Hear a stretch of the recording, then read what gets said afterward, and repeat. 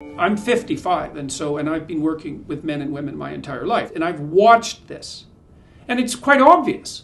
It's like at 19, it's all career. By 30, that's just not the case. It's not the case. I don't know if I've seen a single woman who I didn't think had a psychological problem, who hadn't seriously flipped in their attitude towards the balance of family and career by the time they were 30. And then you see lots of women who at 40 haven't had kids and perhaps wanted to, and that's not a pleasant situation. I was talking to a woman who is about 39, a professional woman, attractive, well put together, competent, well educated, successful in her profession, unmarried, in a relationship with an older guy, but unmarried, and desperate to have a child.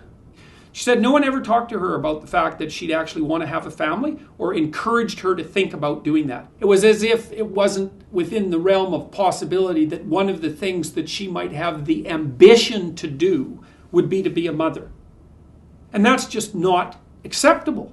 And it was like she woke up in her late 30s and thought, well, the first thing she thought was, this profession of mine is actually nowhere near as comprehensively fulfilling as the advertisements claimed, which is something that virtually everyone discovers as they move forward in their professional career.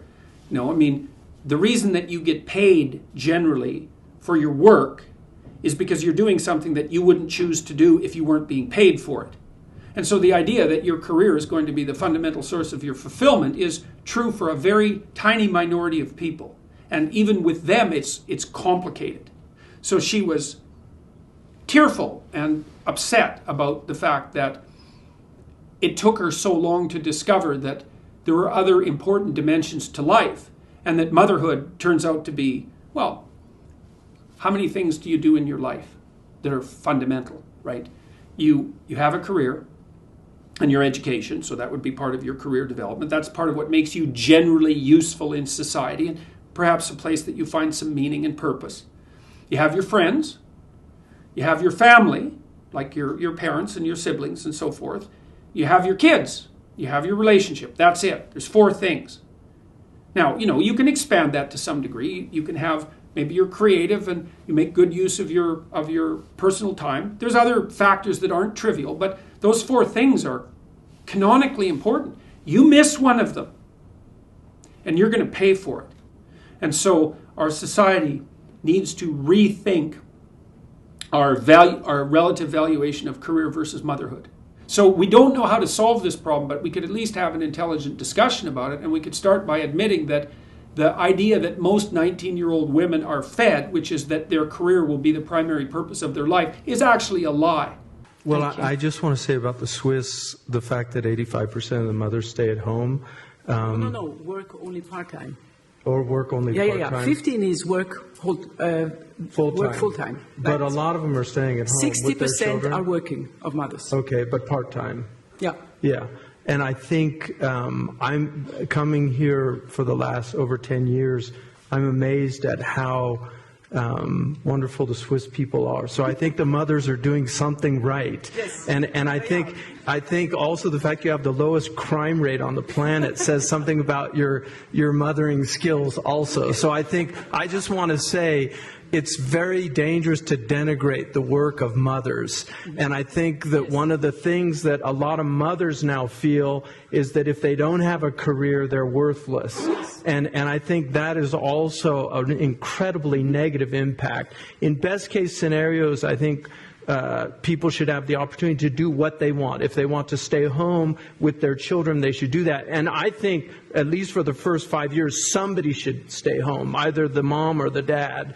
But somebody should stay home because children need an incredible amount of care and concern. One of the reasons that we have so many young people now that are starving for attention, and we have a whole jackass culture in America in which people do the craziest things to get attention, I think is a lot to do with the fact they didn't get enough attention in those early years from the people they needed it from, so they go out looking for it for the rest of their lives. Also, the idea that women don't work if they're not in the quote-unquote labor force, to me is an absurdity, because it's quite clear that women do actually more work than men, whether they're in the labor force or not. Even in the United States, which is a relatively progressive country, although there's some indications now maybe that it's not as progressive as we thought.